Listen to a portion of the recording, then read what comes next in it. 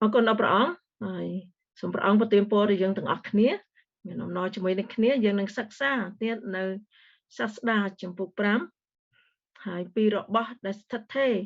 របស់មិនស្ថិតថេរនិងរបស់ដែលស្ថិតថេរដែរគឺជីវិតរបស់យើងក៏យើងរស់នៅ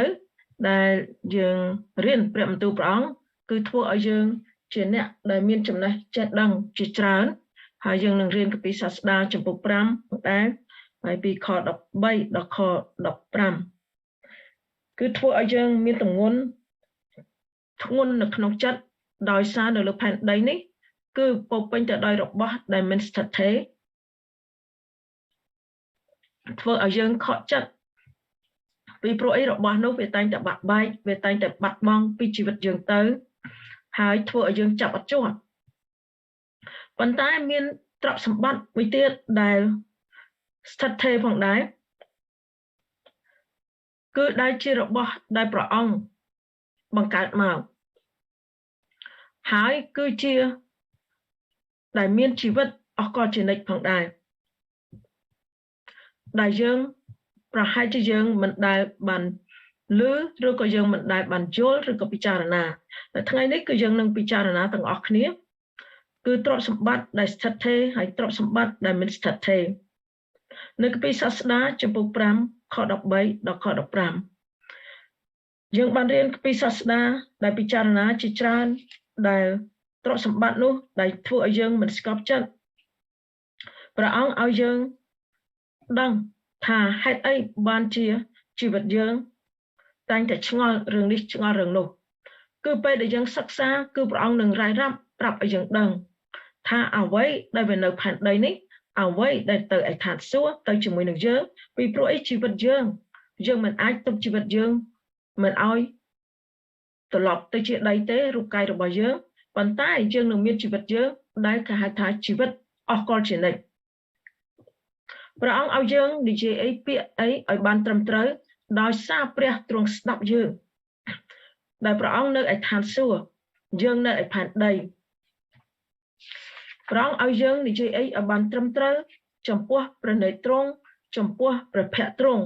ពីព្រោះអីព្រះអង្គកត់ទុកនៅគ្រប់ទាំងអស់អ្វីដែលយើងនិយាយអ្វីដែលយើងគិត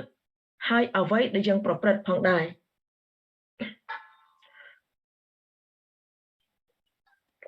សាឡូមោនគាត់ជាអ្នកដែលមានប្រាជ្ញាម្នាក់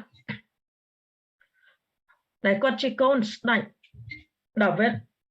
ដែលដើរតាមព្រះអង្គហើយគាត់មានទ្រព្យសម្បត្តិជាច្រើនបានធ្វើឲ្យគាត់ពិចារណានៅពេលដែលគាត់មុននឹងស្លាប់ទៅចាក់ចេញពីផែនដីនេះទៅគាត់ចង់យកទ្រព្យសម្បត្តិទាំងអស់នោះទៅជាមួយនឹងគាត់ប៉ុន្តែគាត់យកអត់បានជាគាត់ថានេះគឺជាការអាក្រក់យ៉ាងធ្ងន់ដែលឃើញនៅក្រោមថ្ងៃគឺមានទ្រព្យសម្បត្តិដែលម្ចាស់គេរក្សាទុកហើយដល់រាបដល់អន្តរាយដល់ខ្លួនផងដែរខ្ញុំអាននៅសាស្តាចំពុក5ខ13មានការអាក្រក់យ៉ាងធ្ងន់មួយមុខមានការអាក្រក់យ៉ាងធ្ងន់មួយមុខដែលយើងបានឃើញនៅក្រោមថ្ងៃដោយសារយើងមានភ្នែកគឺយើងមើលទៅយើងឃើញមានការអាក្រក់មួយមុខដែលធ្ងន់មែនតើគឺមានទ្រព្យសម្បត្តិដែលម្ចាស់រក្សាទុកដល់រាបដល់កើតអន្តរាយដល់ខ្លួនគឺពេលណាពេលដែលទ្រព្យសម្បត្តិនោះវាចាក់ចេញពីយើងពេលដែលយើងចាក់ចេញពីទ្រព្យសម្បត្តិនោះនៅពេលដែលយើងរូបកាយយើងបានត្រឡប់ទៅជាធូលីដីប៉ុន្តែជីវិតរបស់យើងដូចជាចំហាយទឹកអញ្ចឹងគឺទៅឯលើវិញវិញ្ញាណរបស់យើងដែលយើងបានជឿព្រះអង្គហើយគឺទៅនៅជាមួយនឹងព្រះអង្គតែទ្រព្យសម្បត្តិដែលយើងស្វែងរកនៅលើផែនដីនេះវានឹងត្រឡប់ទៅជាដីវិញបានជាសាឡូមោនក៏ថាគឺមានការអាក្រក់មួយយ៉ាងធ្ងន់នៅលើផែនដីនេះនៅក្រោមថ្ងៃនេះនៅក្រោមកណ្ដៅថ្ងៃ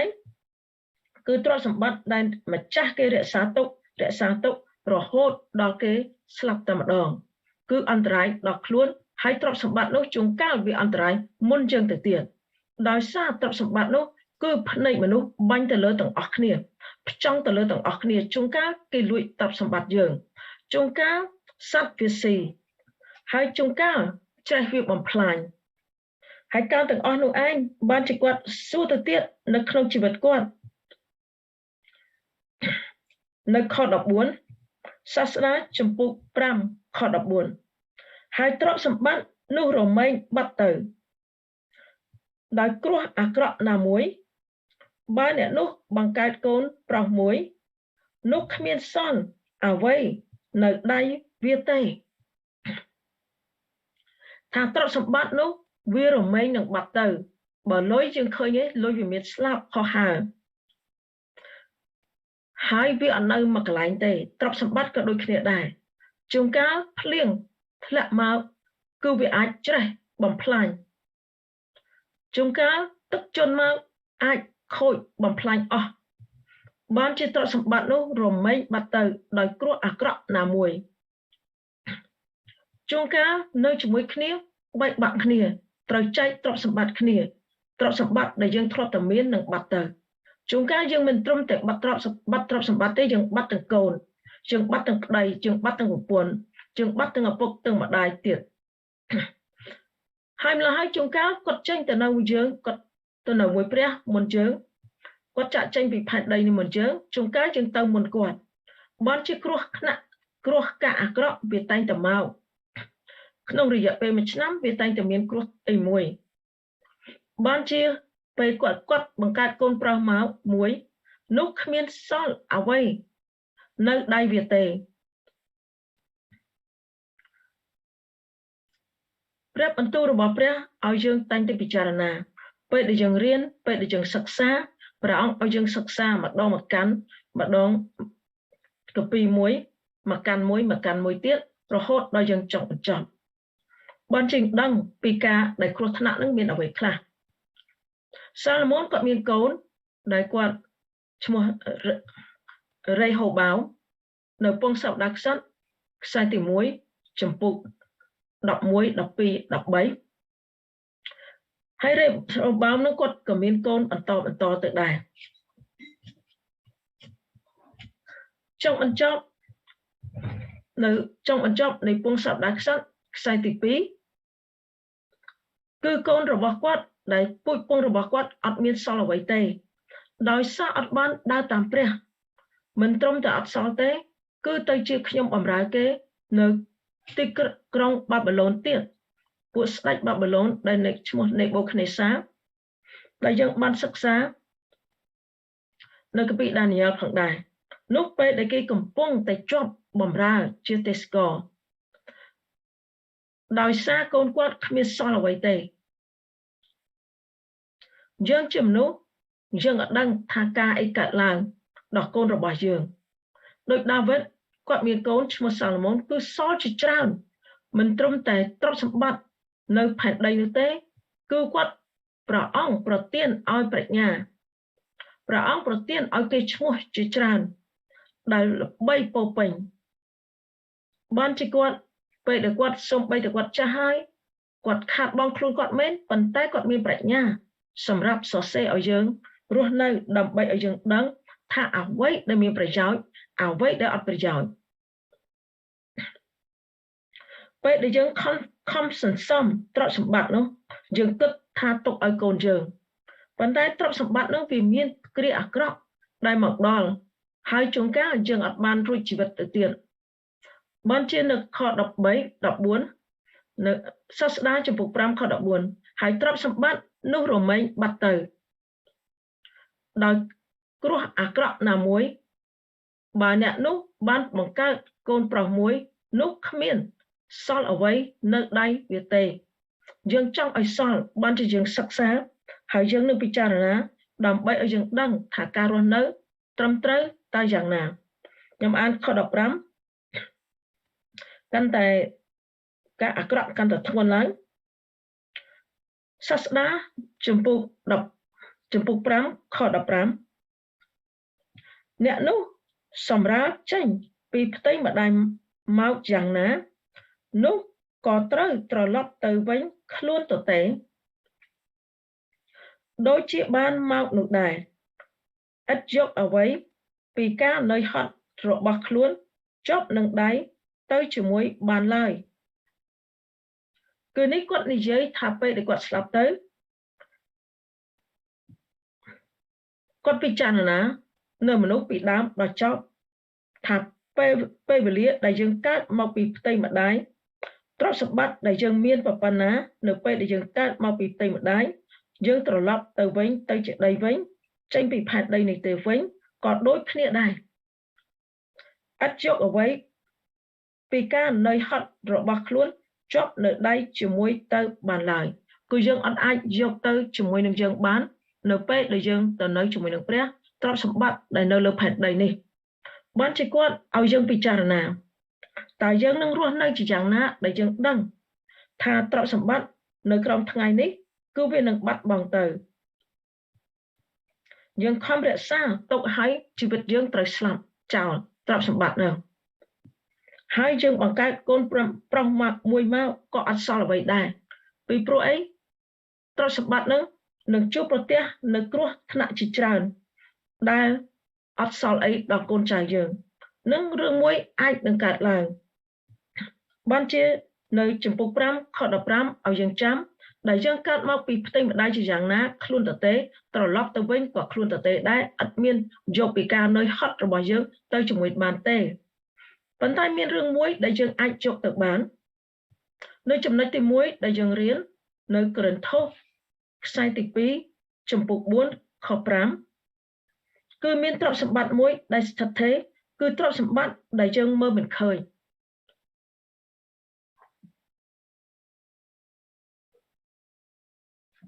ស្អីខ្លះដែលទ្រព្យសម្បត្តិដែលយើងមើលមិនឃើញដែលអាចយកទៅនៅជាមួយនឹងយើងបានគឺជាសេចក្តីស្រឡាញ់ដែលយើងបញ្ចេញសេចក្តីស្រឡាញ់នោះឯងអ្វីដែលយើងបញ្ចេញសេចក្តីស្រឡាញ់ស្មោះត្រង់ដែលយើងបម្រើដែលយើងអធិដ្ឋានឲ្យគេដែលយើងបង្ហាត់បង្រៀនគេពីព្រះបន្ទូលរបស់ទ្រង់ដែលយើងផ្សាយដំណឹងល្អការទាំងអស់នោះឯងដែលមើលមិនឃើញយើងនឹងអាចយកទៅនៅជាមួយនឹងយើងបានឲ្យទៅបញ្ជាក់ថា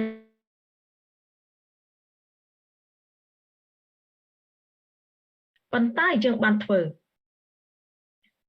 ខ្ញុំអាននៅកូរិនថូសខ្សែទី2ចំពុក4ខ18ដោយយើងខ្ញុំមិនរាប់អានរបស់ដែលមើលឃើញឡើយគឺរាប់អានរបស់ដែលមើលមិនឃើញវិញត្បិតរបស់ដែលមើលឃើញនោះស្ថិតថេរមិនយូរប៉ុន្មានតែរបស់ដែលមើលមិនឃើញនោះនៅស្ថិតថេរអស់កលជានិច្ចវិញទី1គឺយើងរៀនរបស់ដែលមើលមិនឃើញនឹងស្ថិតថេរអស់កលជានិច្ចនៅកូរិនថូសខ្សែទី2ចំពុក4ខ18របស់អីគឺជាសេចក្តីស្រឡាញ់ដែលព្រះអង្គស្រឡាញ់យើងមានអំណរយើងធ្វើត្រូវជាមួយនឹងព្រះអង្គយើងស្រឡាញ់អ្នកជិតខាងដូចខ្លួនឯង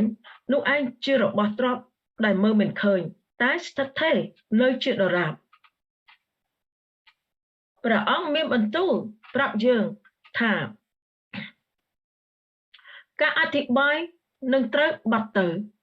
ការនិយាយភាសាដទៃនឹងត្រូវឈប់ទោះជាយើងចេះនិយាយភាសាប្រមាណក៏ដោយយើងអត់បានយកទៅឋានសួគ៌ទេចំណេះចេះដឹងដែលយើងរៀននៅលើផែនដីនេះក៏នឹងត្រូវសាបសូន្យទៅដែរតែឯសេចក្តីស្រឡាញ់មិនដែលផុតឡើយបានជាសេចក្តីស្រឡាញ់នោះឯងដែលស្ថិតថេរដែលយើងបានរៀនពីមុនមកគឺនៅកូរិនថូសខ្សែទី1ចំពុក13ខ8ព្រះអង្គបានបញ្ជាក់ថាសេចក្តីស្រឡាញ់នឹងឯងដែលមិនដែលផុតឡើយដែលស្ថិតថេរបានជាយើងទាំងអស់គ្នាគួរយើងខំមនីមនាដើម្បីទទួលសេចក្តីស្រឡាញ់ពីព្រះតាមព្រះបន្ទូលរបស់ព្រះអង្គហើយយើងក៏ខំខិតខំមកទៅមុខដើម្បីបញ្ចេញនូវសេចក្តីស្រឡាញ់តាមព្រះបន្ទូលរបស់ទ្រង់គឺយើងឲ្យគេស្គាល់ព្រះតាមរយៈព្រះបន្ទូលរបស់ព្រះហើយតាមរយៈយើងផងដែរនេះជាការមួយដែលអស្ចារ្យដែលយើងត្រូវសិក្សាហើយយើងនឹងត្រូវធ្វើឲ្យបានដិតដល់ខ្ញុំអានដងទៀតនៅកូរិនថូសខ្សែទី1ចំពុក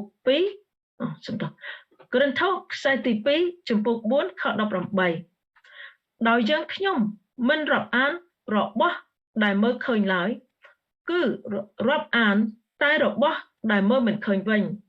ត្បិតរបស់ ដែលមើលឃើញនោះស្ថិតថេរមិនជួបប៉ុន្មានបានជាសាឡមូនគាត់ថានឹងបាត់បង់ទៅដែលយើងសិក្សាពីគម្ពីរសាស្ត្រាហ្នឹងចំពុក5ខ13ដល់15ហ្នឹងគឺនឹងបាត់ទៅហើយកូនគាត់នឹងដៃទទេហើយអ្នកដែលកើតមកក៏ទទេហើយទៅវិញក៏ទទេហើយការនឿយហត់ទាំងប៉ុន្មានយើងមិនអាចយកទៅជាមួយបានទេប៉ុន្តែមានការនឿយហត់មួយដែលយើងបានគឺយើងរាប់អានរបស់ដែលមើលមិនឃើញរបស់ដែលមើលឃើញវិញគឺយើងរាប់អានរបស់ដែលមើលមិនឃើញត្បិតរបស់ដែលមើលឃើញនោះស្ថិតថេរមិនជួបប៉ុន្មានតែរបស់ដែលមើលមិនឃើញនោះនៅស្ថិតថេរអស់កលជានិច្ចនេះជាការមួយដែលអស្ចារ្យដែលយើងដឹងថាមានរបស់មួយដែលស្ថិតថេរ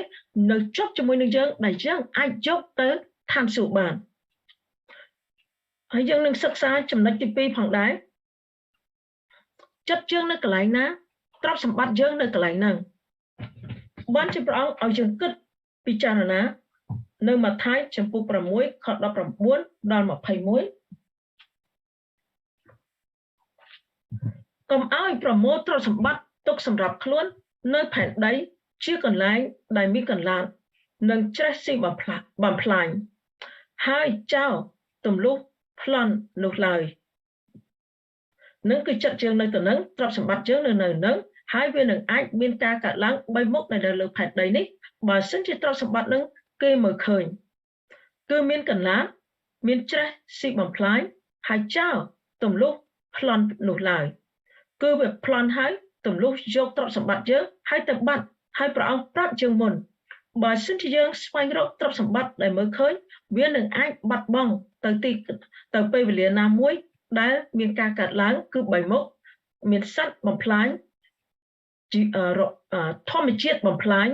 ហើយនឹងមនុស្សបំផ្លាញផងដែរគឺទាំង3ហ្នឹងអាចកើតឡើងដល់ជីវិតយើងគឺអាចច្រេះស៊ីបំផ្លាញឬក៏យើងបាត់ឬក៏ការអីកើតឡើងទឹកបំផ្លាញភ្លើងបំផ្លាញការទាំងអស់នោះបើយើងប្រមូលខ្លាំងពេកវាអាចនឹងបាត់បង់នៅពេលវេលាណាមួយ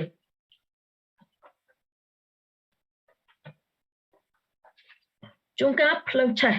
ជួនកាលទឹកជន់ជួនកាលខ្ចោះព្យុះជួនកាលខ្ចោះគួចជួនកាលមានព្យុះសង្គ្រាដែលយើងអត់ដឹងបានការទាំងអស់នោះឯងវាមិនអាចនៅជាប់ជាមួយយើងទេចិត្តយើងនៅកន្លែងណាទ្រព្យសម្បត្តិយើងនឹងនៅកន្លែងហ្នឹងបានជាចិត្តយើងនៅឯឋានសួគ៌ទ្រព្យសម្បត្តិយើងនឹងនៅឋានសួគ៌បានជានៅខ20គឺព្រះអង្គមានដំណោះដោះស្រាយឲ្យយើងដើម្បីយើងការនឿយហត់របស់យើងវាអត់បាត់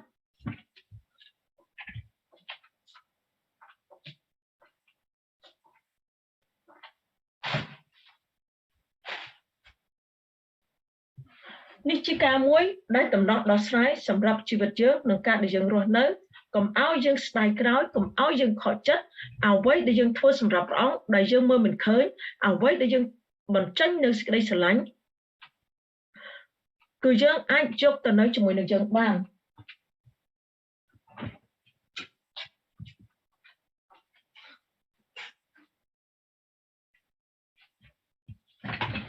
ខ្ញុំអានត្រូវប្រមូលទ្រព្យសម្បត្តិទុកសម្រាប់ខ្លួននៅឯឋានសួគ៌វិញ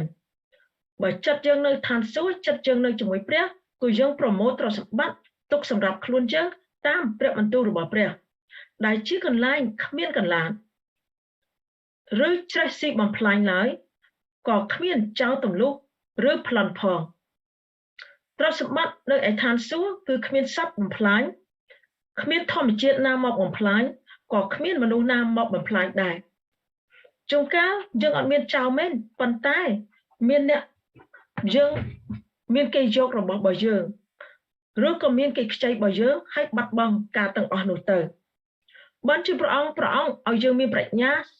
ដូចជាព្រះអង្គយើងមានប្រាជ្ញាដែលយើងជាកូនរបស់ព្រះអង្គមានប្រាជ្ញាយ៉ាងណាគឺយើងមានប្រាជ្ញាយ៉ាងនោះដែរ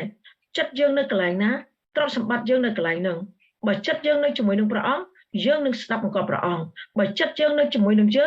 ងនឹងស្ដាប់បង្គាប់ចិត្តយើងហើយចិត្តយើងនឹងឯងចេះតែចង់បានអ្វីដែលមើលឃើញ ដណ្ដើមគ្នាអ្វីដែលមើលឃើញយើងគួរដណ្ដើមគ្នាអ្វីដែលមើលមិនឃើញយើងគួររត់ប្រណាំងគ្នាដើម្បីបញ្ចេញសេចក្តីស្រឡាញ់ដោយជាព្រះអង្គបញ្ចេញសេចក្តីស្រឡាញ់សម្រាប់ជីវិតយើងខ្ញុំអាននៅខ26នៅម៉ាថាយចំពុក6ខ21ពីព្រោះទ្រព្យសម្បត្តិរបស់អ្នកស្ថិតនៅកន្លែងណានោះចិត្តអ្នកក៏នៅកន្លែងនោះដែរចិត្តសាឡូមោនគាត់នៅកន្លែងណាចិត្តគាត់នៅលើផែនដីចិត្តដាវីតនៅកន្លែងណាចិត្តដាវីតគឺនៅឋានសួគ៌បានជាគាត់បានទ្រព្យសម្បត្តិគាត់នៅឯឋានសួគ៌ជាច្រើនគឺគាត់ល្បីឈ្មោះពីព្រះអស់របស់ព្រះមកដែលព្រះអង្គមានបន្ទូលថាដាវីតគាត់ជាអ្នកដែលពេញចិត្តដល់ទ្រង់ណាស់ដែលព្រះអង្គឲ្យពូជពងគាត់រហូតដល់ទៅឯឋានសួគ៌នោះពីព្រោះឯពូជពងដាវីតនឹងឯងដែលព្រះអង្គប្រទានពរឲ្យជាពូជពងរបស់ជាស្ដេចតែម្ដងយើងជាពូជពងរបស់ដាវីតដែលយើងជាកូនស្ដេចលើអស់ទាំងស្ដេចបានជាទ្រព្យសម្បត្តិយើងនៅជាមួយនឹងស្ដេចយើងនោះឯងចិត្តយើងនៅកន្លែងនឹងឯងបានជាពេលដែលយើងស្ដាប់បង្គាប់ព្រះដែលជាប្រវត្តិបិតានៃយើងដែលជាស្ដេចនៃយើងគឺយើងស្ដាប់បង្គាប់បញ្ជារបស់ព្រះអង្គយ៉ាងណាទ្រព្យសម្បត្តិយើងនឹងនៅជាមួយយើងយ៉ាងដូច្នោះដែរបានជាព្រះអង្គផ្ដែផ្ដាំយើងគ្រប់គ្នាឲ្យយើងស្រឡាញ់អ្នកជិតខាងស្មើនឹងយើងស្រឡាញ់ខ្លួនឯងតែយើងត្រូវស្រឡាញ់ខ្លួនយើងជាមុនសិនហើយការទាំងអស់នេះឯងជាការមួយដែលអស្ចារ្យដែលយើងមិនដែលឮមិនដែលដឹងមានតែនៅក្នុងព្រះបន្ទូលរបស់ព្រះតែប៉ុណ្ណោះព្រះអង្គឲ្យយើងដឹងច្បាស់ថាមានទ្រព្យសម្បត្តិនៅឯឋានសួគ៌ផងដែរគឺព្រះអង្គឲ្យយើងស្មោះត្រង់ព្រះអង្គឲ្យយើងចេះចែកចាយដល់អ្នកឯទៀតនៅចំណុចទី3គឺព្រះអង្គឲ្យយើងចេះចែកដល់អ្នកឯទៀតនៅម៉ាថាយចំពុក19ខ21បានជាយើងម្នាក់គឺឲ្យយើងដឹងថាឲ្យយើងចេះចែករំលែកអ្វីដែលយើងមានទៅអ្នកដែលត្រូវការម៉ាថាយចំពុក19ខ21នោះទ្រង់មានបន្ទូលថាបើអ្នកចង់បានជាគ្រប់លក្ខចូលអ្នកទៅលក់ទ្រព្យសម្បត្តិខ្លួនហើយចែកដល់ពួកអ្នកក្រីក្រទៅនោះអ្នកនឹងបានទ្រព្យសម្បត្តិនៅឯឋានសួគ៌រួចមកតាមខ្ញុំចុះសិស្សរបស់ព្រះគឺគេដើរតាមព្រះអង្គនោះឯងដែលគេបានដើរតាមព្រះអង្គហើយគេបានគ្រប់លក្ខមែនដោយសារគេចេះចែករំលែកអ្វីដែលគេមានទៅដល់អ្នកឯទៀតបានព្រះអង្គឲ្យយើងចេះចែករំលែកហើយមួយទី4គឺព្រះអង្គឲ្យយើងស្មោះត្រង់យើងរាប់អានអ្វីដែលមើលមិនឃើញចិត្តយើងនៅជាមួយនឹងព្រះយើងចេះចែករំលែកទី4គឺយើងចេះស្មោះត្រង់នៅលូកាចំពុក16ខ11ដូច្នេះបើអ្នករាល់គ្នាមិនស្មោះត្រង់ចំពោះទ្រព្យសម្បត្តិរបស់លោកីទេតើអ្នកណាហ៊ានផ្ញើទ្រព្យសម្បត្តិដ៏ពិតទុកនឹងអ្នករាល់គ្នាបានលូកាចំពុក16ខ11ដូច្នេះបើអ្នករាល់គ្នាមិនស្មោះត្រង់ចំពោះទ្រព្យសម្បត្តិរបស់លោកីទេតើអ្នកណាហ៊ានផ្ញើទ្រព្យសម្បត្តិពិតទុកនឹងអ្នករាល់គ្នាបានគឺយើងមានទ្រព្យសម្បត្តិលោកីហើយក៏យើងមានទ្រព្យសម្បត្តិពិតផងដែរគឺជាសេចក្តីស្រឡាញ់ដែលយើងបម្រើដែលយើងអធិដ្ឋានឲ្យគេដែលយើងផ្សាយដំណឹងល្អដែលយើងលើកទឹកចិត្តគេដែលយើងចែកអ្វីដែលយើងមានដល់អ្នកដែលត្រូវការនោះឯងជាទ្រព្យសម្បត្តិដ៏ពិតដែលយើងមានភាពស្មោះត្រង់ព្រះអង្គឲ្យយើងស្មោះត្រង់ 100% គ្រប់ពេលវេលាគ្រប់វិនាទីឲ្យយើងស្មោះត្រង់នឹងខ្លួនឯងឲ្យយើងស្មោះត្រង់នឹងព្រះបន្ទូលរបស់ព្រះឲ្យយើងស្មោះត្រង់ទៅដល់អ្នកឯទៀតនេះឯងជាជ័យជំនះរបស់យើងដើម្បីឲ្យយើងឈ្នះគ្រប់ទាំងសត្រូវគឺយើងស្មោះត្រង់ទីម៉ូថេខ្សែទី1ចំពុក6ខ18គឺព្រះអង្គឲ្យយើងចេះចែកទានដោយសទ្ធាឲ្យយើងមានចិត្តទូលំទូលាយនៅទីម៉ូថេ ខ្សែទី1ចំពោះ6ខ18ចូលបង្កប់ឲ្យគេធ្វើគុណនឹងការល្អជាបរិបូរណ៍ព្រមទាំងចែកទានដោយសទ្ធាហើយប្រុងប្រៀបនឹងជួយគេផងគឺយើងស្កប់ចិត្តហើយនឹងអ្វីដែលយើងមានគឺយើងមានម្ហូបអាហារសម្លៀកបំពាក់ហើយយើងមានចម្រោករបស់យើងគឺយើងស្កប់ចិត្តនៅពេលដែលយើងស្កប់ចិត្តហើយយើងមានចិត្តឧស្សាហ៍ហើយយើងតែងតែធ្វើគុណដល់អ្នកដែលខ្វះខាតគឺព្រះអង្គឲ្យយើងធ្វើគុណនឹងការល្អជាបរិបូរណ៍ការបម្រើជាការមួយដែលយើងធ្វើល្អការអធិដ្ឋានជាការមួយដែលយើងធ្វើល្អចិត្តស្មោះត្រង់ជាការមួយដែលយើងធ្វើល្អដោយសទ្ធាគឺយើងស្មោះត្រង់ហើយយើងចេះអធិដ្ឋានឲ្យគេយើងស្មោះត្រង់ហើយយើងចេះលើកទឹកចិត្តគេហើយយើងចេះចែកអ្វីដែលយើងមានគឺយើងចែកបរិបូរណ៍ដោយសទ្ធាហើយប្រុងប្រៀបនឹងជួយគេផងបាននៅធីម៉ូថេខ្សែទី1ចំពុក6ខ18ទី1ព្រះអង្គបង្កប់ឲ្យយើងធ្វើគុណទី2ការល្អទី3ធ្វើឲ្យបរិបូរណ៍ទី4ទៅចែកទានដោយសទ្ធាហើយទី5គឺយើងប្រុងប្រៀបនឹងជួយគេជានិច្ចព្រះអង្គឲ្យយើងចេះចែកគេដល់បរិបូរណ៍ហើយប្រុងប្រៀបនឹងជួយគេជានិច្ចផងដែរនៅធីម៉ូថេខ្សែទី1ចំពុក6ខ18នឹងគឺចំណុចទី5ឲ្យយើងចេះចែកគេទី1គឺព្រះអង្គឲ្យយើងរាប់អានអ្វីដែលស្ថិតថេរនៅកូរិនថូសខ្សែទី2ចំពុក4ខ18ទី2គឺព្រះអង្គឲ្យយើងដាក់ចិត្តជាមួយនឹងព្រះអង្គម៉ាថាយចំពុក6ខ21ទី3គឺព្រះអង្គឲ្យយើងមានចិត្តចេះចែករំលែកទៅដល់អ្នកក្រផងដែរនៅម៉ាថាយចំពុក19ខ21ហើយទី4គឺព្រះអង្គឲ្យយើងមានចិត្តស្មោះត្រង់ដែលយើងមានចិត្តស្មោះត្រង់នោះឯងដែលព្រះអង្គសព្វប្រតិនៃជីវិតយើងហើយទី6គឺព្រះអង្គឲ្យយើងចេះចែកដោយសទ្ធានៅសុភាសិតចំពុក16ខ8ព្រះអង្គឲ្យយើងរស់នៅជាសុចរិតដើម្បីឲ្យយើងមានទ្រព្យសម្បត្តិដ៏ស្ថិតថេរគឺយើងរស់នៅសុចរិតទោះជាយើងមានទ្រព្យសម្បត្តិតិចក៏ដោយនោះពិសេសជាមានច្រើនហើយមានសេចក្តីទុច្ចរិតនៅក្នុងខ្លួនសុភាសិតចំពុក16ខ8បើមានទ្រព្យតិចហើយមានសេចក្តីសុចរិតនោះពិសេសជាងមានកម្រៃច្រើនតែមានសេចក្តីទុច្ចរិតវិញគឺព្រះអង្គថាអ្វីពិសេសជាងអ្វីគឺទ្រព្យសម្បត្តិតិចតែមានសេចក្តីសុចរិតនោះឯងដែលយើងប្រមូលទ្រព្យសម្បត្តិទុកយើងសម្រាប់ខ្លួននៅឯឋានសួគ៌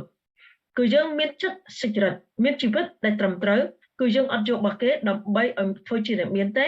គឺយើងអត់យករបស់គេដើម្បីប្រើគេដើម្បីយើងមានទ្រព្យសម្បត្តិនៅឋានសួគ៌ទេគឺយើងរស់នៅសុចរិតទោះជាយើងមានតិចក៏មិនអីដែរក៏នៅតែវិសេសជាងអ្នកដែលមានច្រើននៅតែវិសេសជាងអ្នកដែលមានសេចក្តីទុច្ចរិតនៅក្នុងខ្លួនទោះជាគាត់មានកម្រៃច្រើនក៏ដោយ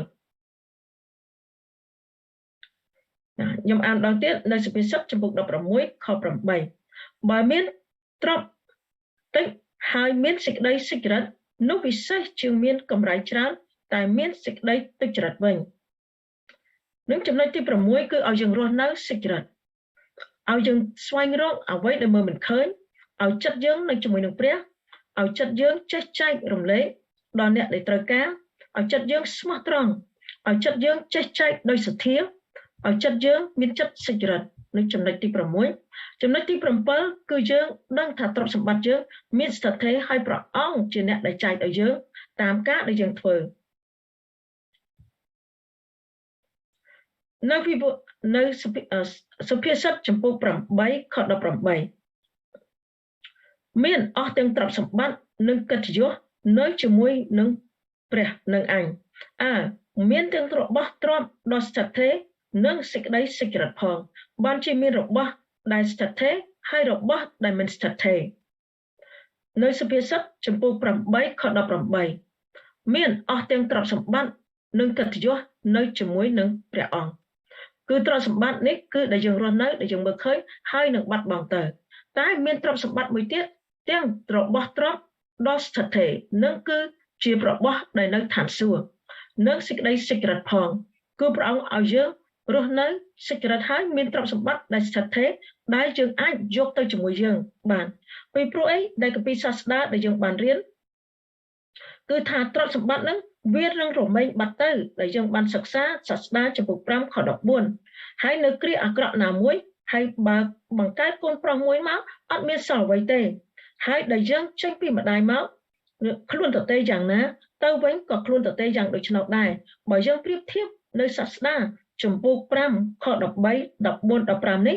គឺយើងនឹងទៅចេញពីម្ដាយទៅខ្លួនតទេប៉ុន្តែមានទ្រព្យសម្បត្តិដែលស្ថិតថេរ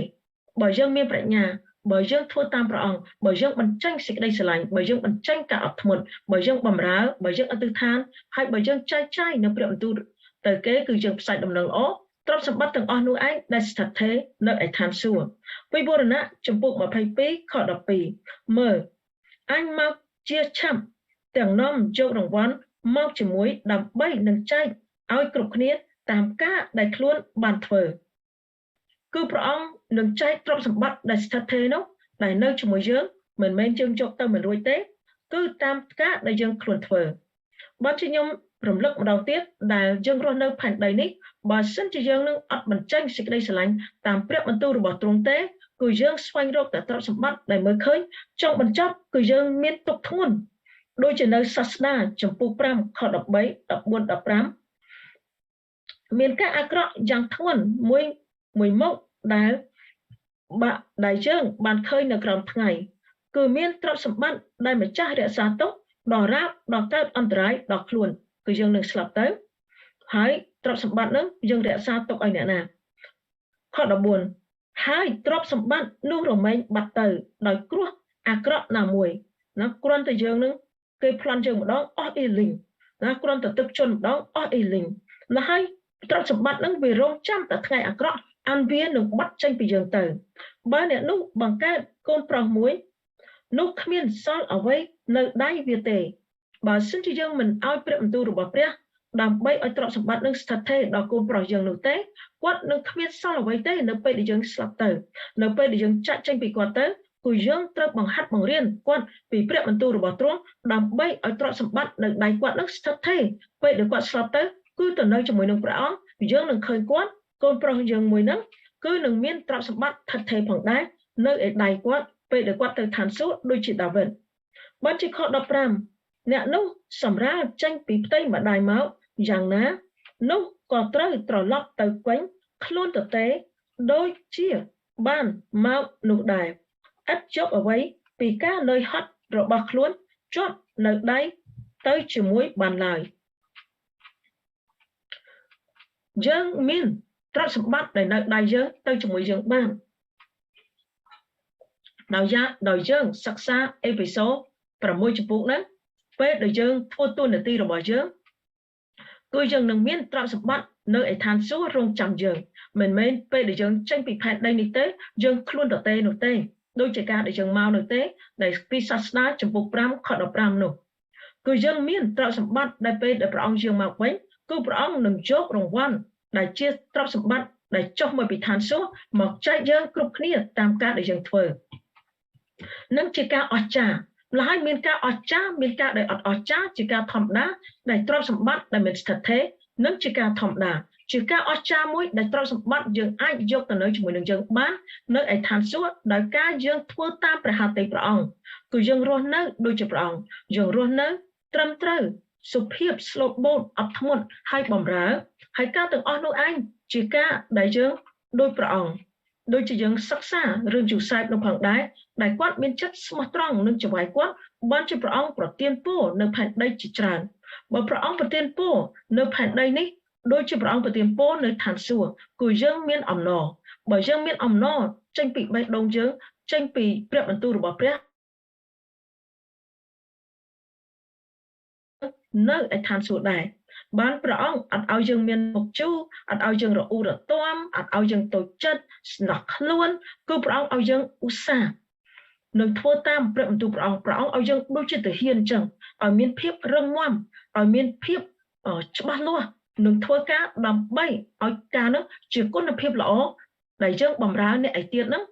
គឺយើងដូចជាបំរើព្រះអង្គដែរមនុស្សម្នាក់គឺតំណាងព្រះអង្គពេលដែលយើងបំរើអ្នកក្នុងផ្ទះនោះឯងដែលយើងបំរើព្រះអង្គដែលទ្រព្យសម្បត្តិយើងនោះឯងបានទៅនៅជាមួយដៃយើងនៅឯឋានសួគ៌ហើយយើងមានកូនដែលយើងបង្រៀនកូនឲ្យបំរើអ្នកដែលទៀតនោះឯងដែលមានទ្រព្យសម្បត្តិនៅដៃគាត់នៅឯឋានសួគ៌ដែរដែលយើងបានសិក្សាវិវរណៈចំពុក22ខ12គឺព្រះអង្គនឹងជើងមកវិញជាឆាប់នឹងយករង្វាន់មកចែកឲ្យយើងគ្រប់គ្នាតាមការដែលយើងធ្វើ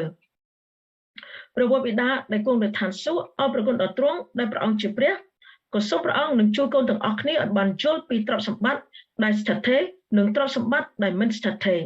ក៏សូមឲ្យកូនបានទៅជាមនុស្សដែលឆ្លាតវៃដែលព្យាយាមចង់បានការងារដ៏ខ្ពស់ដែលព្រះអង្គរៀបចំឲ្យកូនទាំងអស់គ្នាគឺជាការផ្សាយដំណឹងល្អគឺជាការបង្ហាត់បង្រៀននៅព្រះបន្ទូលព្រះអង្គហើយនឹងសេចក្តីស្រឡាញ់ដែលត្រឹមត្រូវដែលមកពីឋានសួគ៌